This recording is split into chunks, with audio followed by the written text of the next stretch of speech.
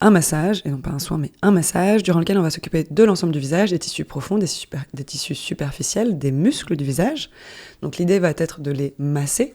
Donc d'une part, pour chercher à venir détendre toutes les tensions, toutes les crispations qui sont accumulées dans notre visage. Comme il y a vraiment cette notion de mémoire cellulaire, musculaire, plus on se masse régulièrement, plus ça revient vite en termes de résultats lorsque nous, on remasse derrière. Donc on peut venir le travailler, on peut le masser pendant un certain temps, et pour autant, c'est un soin. Et pareil pour les peaux qui sont plutôt fragiles, en fait de se servir de ses mains comme de petits outils qui sont justement des outils à multifacettes que vous pouvez, en fonction de la façon dont vous les positionnez, changer de couteau suisse.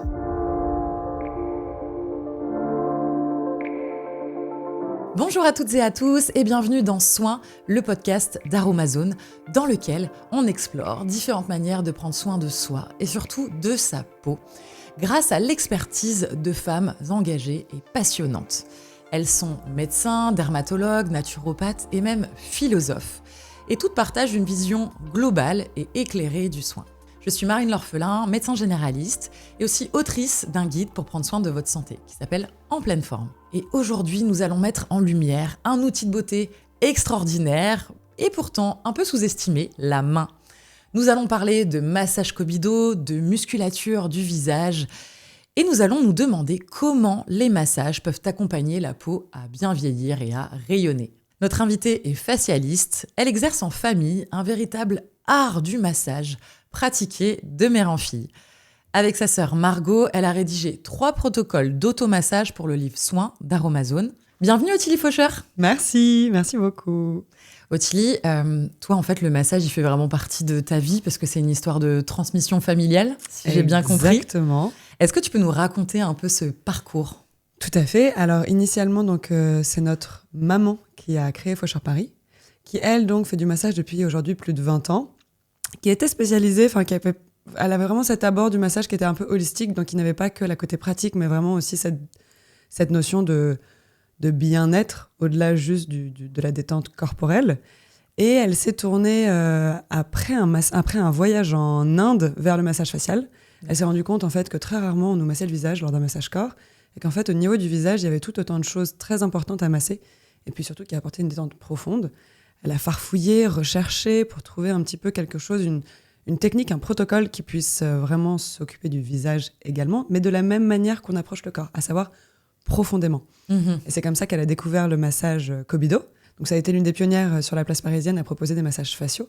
Au début, les gens lui disaient des Scooby-Doo, Kobido, le massage du visage, comment ça, on masse profondément le visage. Il y avait cette approche il y avait cette notion de il ne faut pas toucher le visage, où il y a du bout des doigts, c'est de la dentelle. Donc oui, certes, c'est de la dentelle, mais tout ce qui se planque sous la peau est très costaud. Donc la peau est beaucoup plus sensible, plus fine, mais le visage en dessous de la peau, la structure avec le derme, etc. Complètement. Et il y a 10 ans à peu près, j'ai voulu un peu comprendre ce qu'elle faisait. Donc elle m'a dit, écoute Ottilie, tu vas faire ton petit trou, tu vas te former ailleurs, voir si ça te plaît vraiment, tu vas faire des formations en massage du visage. J'ai adoré, et du coup elle m'a dit, maintenant c'est moi qui m'occupe de te former, parce qu'elle-même est formatrice. Et a été notamment, et c'est assez important parce que ça se lie avec le toucher, elle a été formatrice à l'Institut des aveugles à Paris. Donc il y avait vraiment cette notion du toucher profond, de quelque chose de très, très deep dans le massage. Que du coup, les personnes aveugles, c'est vrai elles vont développer aussi ce sens particulier du toucher. Quand on nous retire un sens, il y a toujours les autres qui vont chercher à contrebalancer et à prendre le relais. Bref, petit aparté. Donc du coup, j'ai été formée ensuite par ma maman. Donc on a travaillé toutes les deux pendant quelques années, et il y a 5 ans, donc du coup à peu près 5 ans après, ma sœur voulait se joindre à nous, mais ne savait pas trop comment ça allait se faire, à quel moment. Ça faisait un moment qu'elle en parlait. Et en fait, autour du Covid, ça a été le moment, le jump pour ma sœur qui, elle, venait d'avoir sa fille, de changer quelque chose de sa vie. Et elle nous a dit, est-ce que je peux me joindre à vous ? Donc pendant le confinement, j'ai commencé à la former. On a parfait sa formation du coup avec ma mère à la sortie du Covid. Et en fait, elle s'est lancée dans l'aventure avec nous. Et très vite, notre mère a vu qu'on reprenait le flambeau, chose qui était initialement pas du tout prévue. Et du coup, elle nous a dit, maintenant que vous avez... Oui, elle vous a pas forcé, quoi. C'était vraiment une envie qui vous est venue de manière très individuelle. Complètement. Et elle pensait pas du tout que ni l'une ni l'autre, on allait se joindre à elle. Donc pour elle, ça a été la surprise, vraiment la cerise sur le gâteau. Et de fait, depuis, elle s'est doucement retirée. Et elle nous a fait comprendre qu'en fait, c'est bon, elle nous avait donné le bébé. Elle nous avait légué ce qu'elle avait à nous léguer. Et donc, elle, maintenant, s'occupe moins du cabinet. Elle est toujours avec nous pour la partie événementielle, pour des créations de protocoles. Mais c'est vrai que c'est vraiment ma sœur Margot et moi-même qui avons repris le flambeau aujourd'hui. Est-ce que tu dirais que vous êtes complémentaires ou au contraire, vous êtes vraiment les mêmes, un peu identiques dans votre manière de pratiquer le massage ? Très, très différentes dans la vie, dans nos personnalités, dans qui on est. Donc, de fait, très, très complémentaires. Et notre abord du massage est très différent. Alors, on va avoir le même protocole, la même technicité. Avec un vrai rituel autour, en fait. Complètement. Aussi. Un déroulé, un rituel, une approche et vraiment un état d'esprit quand on le fait. L'idée, c'est pas de repenser aux courses du soir ou à ce qu'on a oublié de faire ce matin. Quand on est en train de faire le massage, c'est d'être à ce que l'on fait, d'avoir vraiment cette intention dans la façon dont on exerce, dont on exécute le massage. Donc je dirais qu'avec ma sœur, on est très différentes de par notre personnalité. On va chacune donner mais notre mère, c'est la même chose, on va chacune donner notre patte. Donc, et d'ailleurs, même d'un jour à l'autre, notre massage, je pense, sera d'ailleurs différent, en fonction du mood dans lequel on est chaque jour, en fonction de l'énergie que l'on a, la force que l'on a. Donc tout est assez subtil, en fait. On a hâte d'en savoir plus, justement, sur ce massage Kobido. Donc, on va en parler concrètement. Ouais. En quoi ça consiste ? Quelle est la particularité du massage Kobido ? Alors, le massage Kobido, c'est un massage du visage, donc du coup également du décolleté, des trapèzes, qui est très profond. Donc, c'est pas seulement un soin comme on peut avoir l'habitude, nous, en Occident, c'est vraiment un massage. D'ailleurs, nous, on parle beaucoup de facialistes aujourd'hui, mais c'est vrai que nous, par exemple, on est masseuse avant d'être facialiste. D'accord. Avant qu'on commence à parler de facialiste, d'ailleurs, dans ma famille, on est vraiment une team de masseuses. Donc un massage, et non pas un soin, mais un massage, durant lequel on va s'occuper de l'ensemble du visage, des tissus profonds, des tissus superficiels, des muscles du visage. Donc l'idée va être de les masser. Donc d'une part, pour chercher à venir détendre toutes les tensions, toutes les crispations qui sont accumulées dans notre visage, nos muscles, on s'en sert en permanence pour communiquer. Par exemple, au quotidien, c'est vrai qu'on peut ressentir souvent les masséters, les muscles de la mâchoire qui sont très tendus. Tout à fait, surtout quand on fait du bruxisme. Mm-hmm. Donc ça, typiquement, on va venir serrer et contracter les mâchoires. Donc, c'est les moments où on peut le sentir. Mais en fait, il y a plein d'autres muscles dont on n'a pas forcément conscience parce qu'on ne les sent pas. Un muscle au niveau du bras, vous allez pouvoir l'agripper. Il est un peu en 3D. Vous le visualisez et vous le sentez. Alors qu'un muscle au niveau du visage, si je vous parle des muscles que vous avez sur le front, la plupart des gens ne vont pas forcément les visualiser. Ils ont du mal à comprendre que ce qui fait que votre visage est en mouvement, qu'il est animé, c'est par vos muscles. C'est pas juste votre peau qui a décidé consciemment de se balader et de faire en sorte qu'on ait un sourire qui se positionne sur le visage, que les yeux se crispent, que les sourcils se froncent. Oui. C'est vraiment des groupes de muscles qui vont être actionnés et qui vont permettre cette mobilisation des muscles. Et à contrario du corps, c'est des muscles qui sont donc possiers, qui sont accrochés à la peau. Donc c'est pour ça qu'on peut sourire avec la bouche, mais pas avec le mollet. C'est ce qui fait que c'est un petit peu différent. Ça fonctionne différemment parce que au niveau des attaches, le muscle est attaché d'une part à la structure du visage, ça peut être l'os, un autre groupe de muscles, cartilage ou quoi, mais de l'autre côté c'est la peau. Donc ça va permettre de venir faire bouger en fait la peau en permanence et d'avoir ce panel d'expression absolument incroyable que nous permettent nos visages. Donc il y a cette partie vraiment côté muscle, où là il y a la détente. À l'inverse, on va chercher un petit peu à tonifier les muscles qui sont pas suffisamment mobilisés et qui ont tendance à se détendre. On va partir, ça va être plutôt sur les parties basses du visage, les joues, les pommettes, l'ovale, toutes les zones où la gravité fait son travail. Voilà, exactement.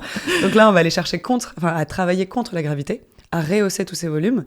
Et il y a une grosse partie sur la circulation des fluides, à savoir l'eau, le sang, la lymphe, qui sont aussi des émoctoires, qui permettent d'évacuer toutes les toxines qui sont présentes dans le système et qui vont apporter aussi d'autres choses relativement bénéfiques pour le visage, à savoir le sang, ce côté teint, le côté vraiment lumineux du visage, pareil pour la lymphe. Donc d'avoir ce côté plus frais et moins terne. Donc il y a aussi dans le Kobido une partie un peu de drainage. Complètement, okay. Plus ou moins légère. Si c'est du drainage lymphatique, on va être sur des choses plutôt très douces, en effleurage, en pompage, alors qu'on est si on travaille sur le système plutôt sanguin, ça va être des choses plutôt toniques, des fouettés, des petits pincements, des choses qui vont aider à relancer un petit peu justement la circulation sanguine. Mais tu le disais, du coup, le Kobido, c'est tout un art. Finalement, c'est pas seulement pratiquer le massage, c'est aussi un art autour. Qu'est-ce que ça apporte en plus ? Je dirais qu'en fait, c'est, comme je disais tout à l'heure un petit peu, c'est vraiment cette intention, la façon de procéder, la façon de respecter chaque visage, de prendre chaque visage comme un visage vraiment à part entière, On a tendance, nous, à parler au cabinet avec ma mère et ma sœur de 1000 visages, 1000 Kobido, en fait. Et on se détache un petit peu de cette notion de Kobido, même si le protocole qu'on fait au cabinet est vraiment très inspiré du Kobido, fort de chacune de toutes nos formations, de toutes nos expériences, en approche, en massage facial. On a créé notre propre méthode qu'on veut encore plus sur mesure pour chaque personne. Mais il y a vraiment cette base du Kobido qui, pour nous, est non négociable. Mais c'est ce côté chercher à faire en sorte que chaque personne que l'on ait entre les mains se réconcilie quelque part avec elle-même. C'est vraiment, il y a cette notion de réconciliation qui, pour nous, fait corps avec cette notion de massage facial, donc de Kobido, et surtout de méthode Fauchard.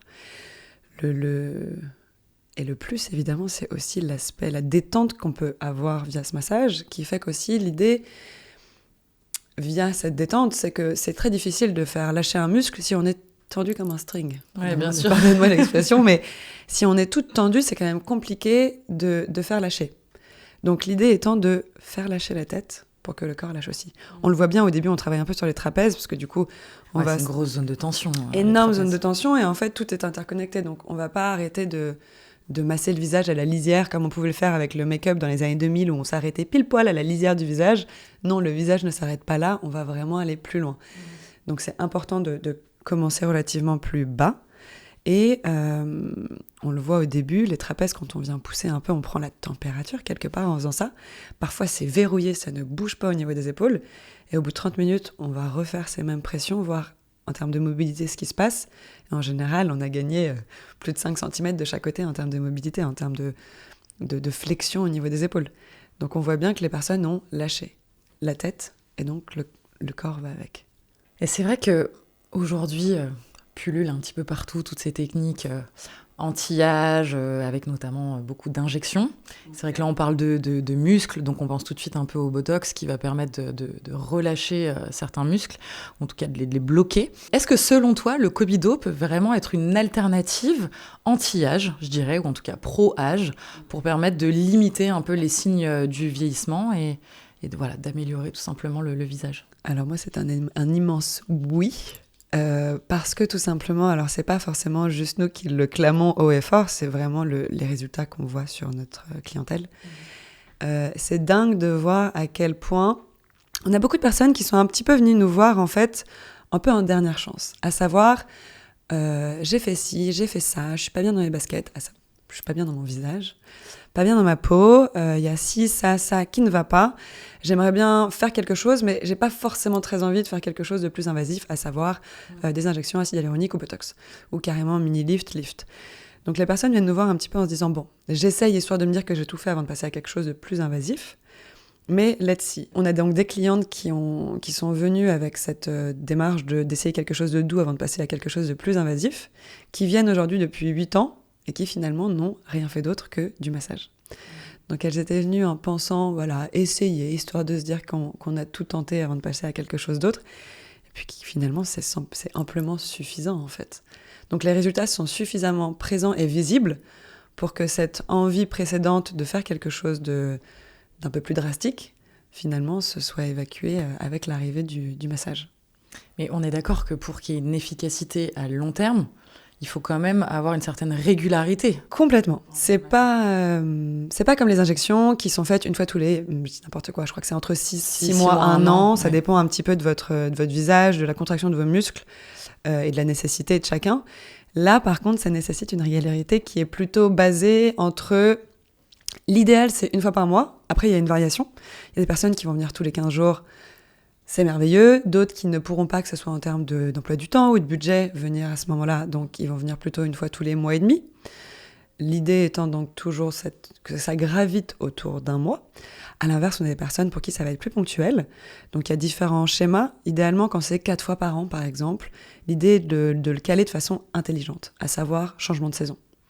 Qui est quelque chose qui se met en place, qui vienne un petit peu aider le corps dans les moments où le système est un peu au ralenti. Qui est quelque chose de malin dans la façon dont c'est calé sur l'année. Oui, parce que la peau évolue avec les saisons. Exactement. Voilà, c'est un coup de pouce. Plus ou moins sèche, plus ou moins relâchée. Oui. Tout à fait. Puis la fatigue aussi, évidemment, qui joue. Voilà. On galère toujours un petit peu plus. Et à l'inverse, il y a aussi des personnes qui vont venir de façon encore plus ponctuelle, à savoir des gens qui ont un plateau télé le lendemain, qui ont un mariage, le mariage de leur fille, leur propre mariage, un événement durant lequel ils veulent se sentir vraiment au top. Donc soit ils vont venir une fois la veille ou l'avant-veille, soit à l'inverse, ils vont se faire des petites cures sur 2-3 semaines, avec à raison de 1 par semaine. Donc pour vraiment être au top le jour J. Donc il y a un petit peu ces différents formats, mais je dirais que le gros, c'est vraiment de venir... Enfin, ce qui est le plus intelligent, c'est de venir de façon régulière et de travailler aussi un peu à la maison.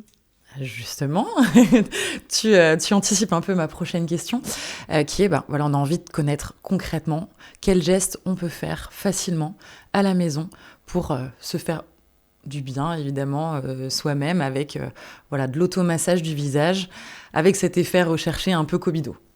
Eh bien, alors, du coup, l'idée à la maison, c'est de pas forcément trop faire déjà, parce que sinon, on se dégoûte et après, on fait plus du tout. On a tous des emplois du temps de ministres, où l'idée étant de rajouter un moment dans nos routines qui, quelque part, existent un petit peu déjà, d'optimiser un moment qui existe déjà. On s'applique très régulièrement des produits à tel ou tel moment dans notre routine, que ce soit matin ou soir. Autant masser plutôt que juste tartiner la crème ou le sérum ou l'huile.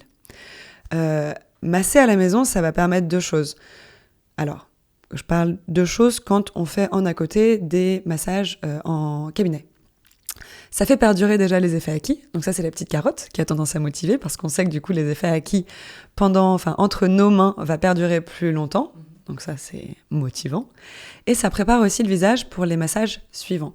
Comme il y a vraiment cette notion de mémoire cellulaire, musculaire, plus on se masse régulièrement, plus ça revient vite en termes de résultats lorsque nous, on remasse derrière.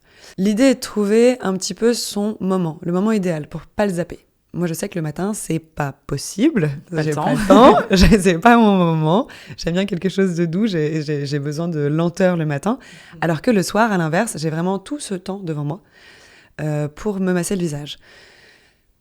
Idéalement, entre 3 et 5 minutes. Nous, évidemment, on le fait beaucoup plus, des formations professionnelles, mais ça, c'est parce que c'est facile, nos mains bougent toutes seules. Mais à la maison, juste déjà 2 minutes, commencer. Au début, c'est un petit peu rébarbatif.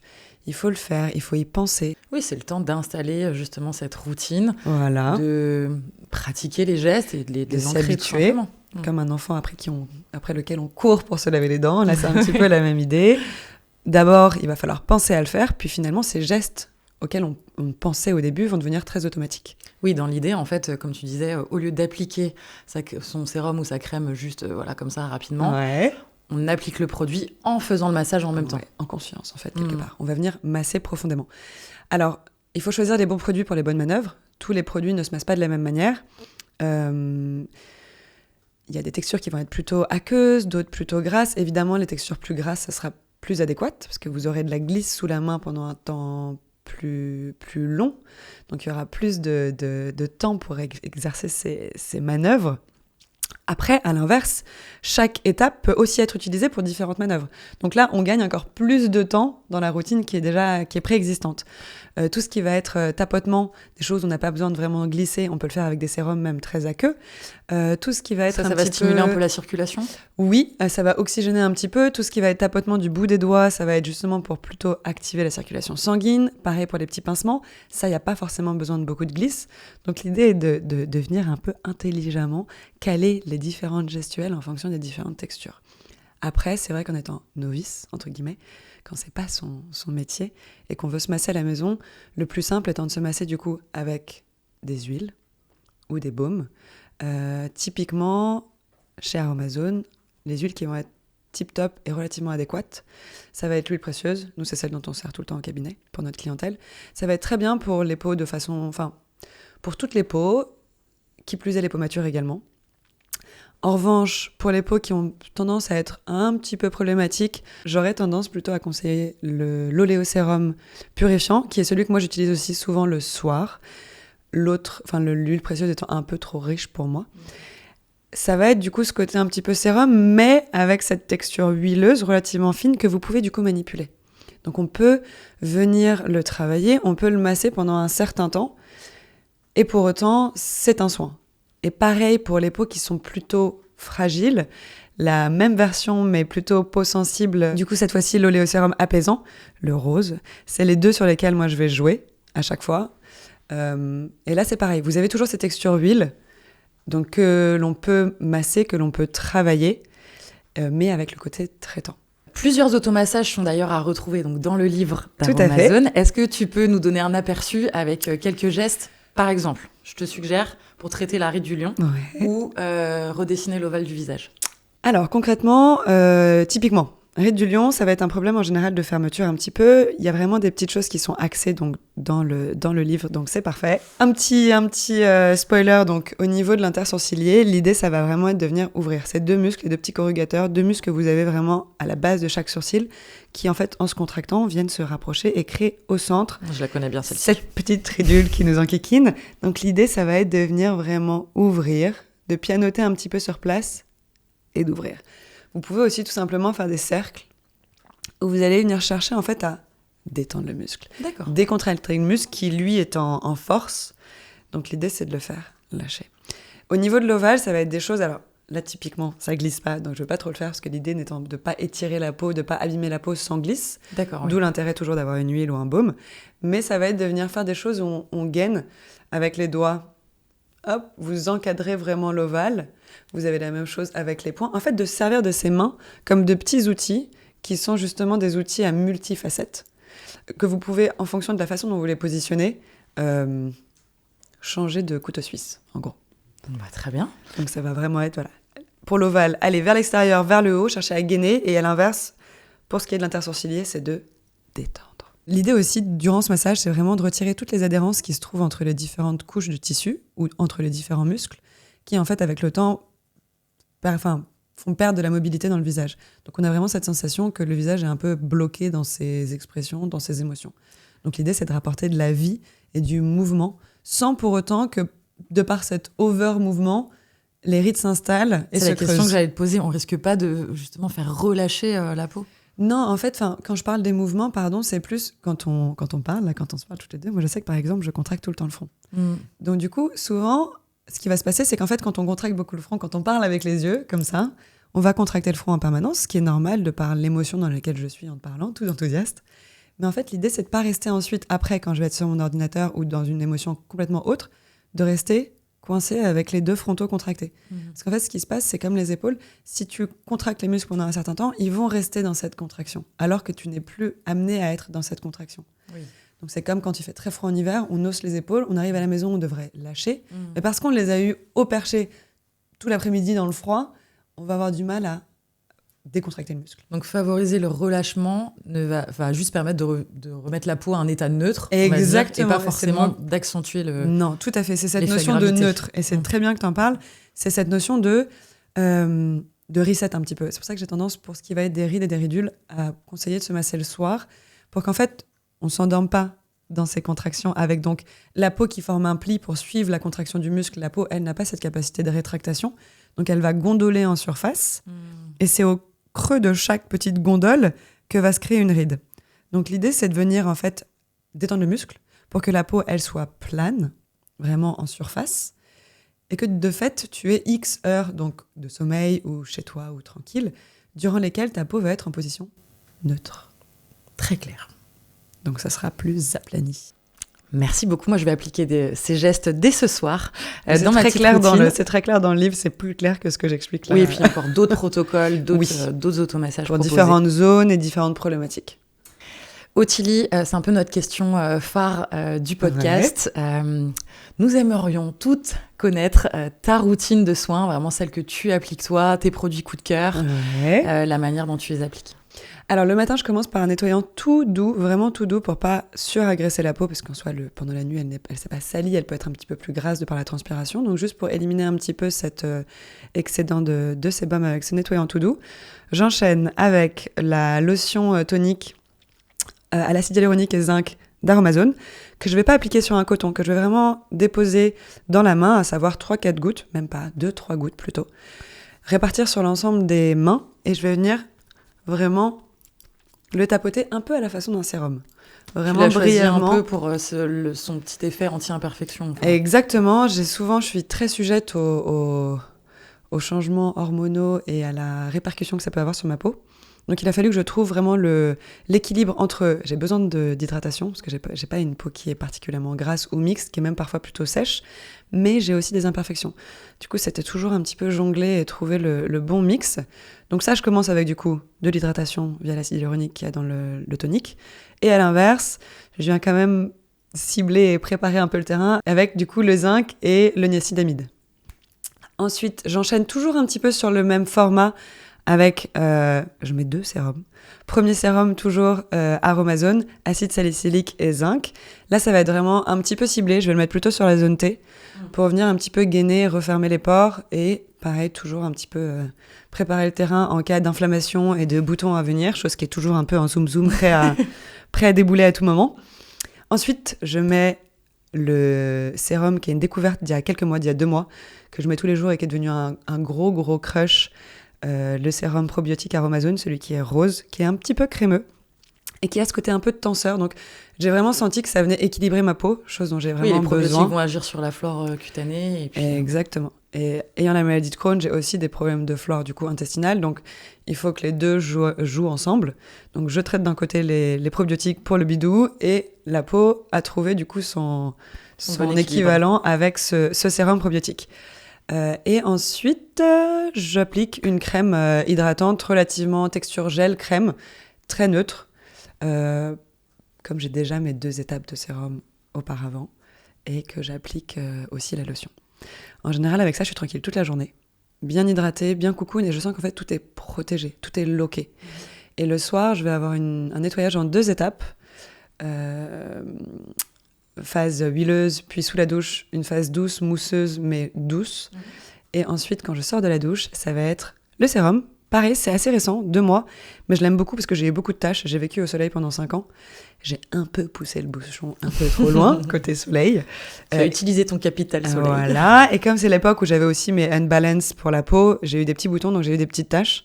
Donc en ce moment, c'est le sérum acide glycolique et AAH que j'applique en dessous de ma crème de nuit, qui est une crème un peu texture gel aussi, parce que si je mets des choses très riches, je me retrouve avec des yeux bouffis le lendemain matin.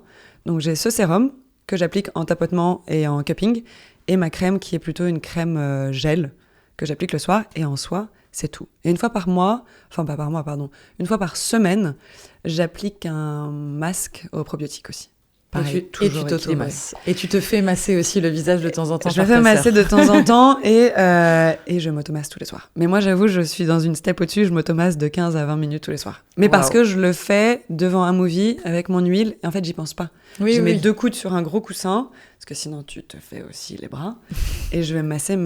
Et en fait, quand je sens que mon visage est bien détendu, que ma tête a lâché, là, sous la douche, mon nettoyant, et comme je t'ai expliqué, la routine continue. Quand on voit ta peau et ton visage, magnifique. Je te le renvoie aussi. On a envie de suivre tes conseils. Alors, je te remercie beaucoup pour toutes tes explications très claires. Et je vous invite tous à découvrir les protocoles massage Kobido d'Ottilie, enfin massage faucheur. Oui, tout à fait, qu'on a fait avec ma sœur et qui sont très simples et très intuitifs. Donc c'est parfait pour commencer si on a envie de se lancer, mais qu'on a un petit peu peur de pas bien faire. Merci beaucoup. Avec grand plaisir. Et pour aller plus loin, je vous invite à découvrir les différents protocoles d'automassage rédigés par Ottilie et sa sœur Margot dans le livre d'Aromazone, Soin la peau. Et parce que ce livre a vraiment vocation de prendre soin, tous ces bénéfices, que vous l'achetiez en ligne sur le site internet d'Aromazone ou en boutique, seront reversés à l'assistance publique des hôpitaux de Marseille pour soutenir le projet du professeur Laetitia Padovani, équiper le service d'oncologie pédiatrique d'une machine révolutionnaire pour augmenter les chances de guérison et réduire les risques de nouveaux cancers à l'âge adulte. Alors merci à toutes et à tous et je vous retrouve très bientôt pour un nouvel épisode de Soins.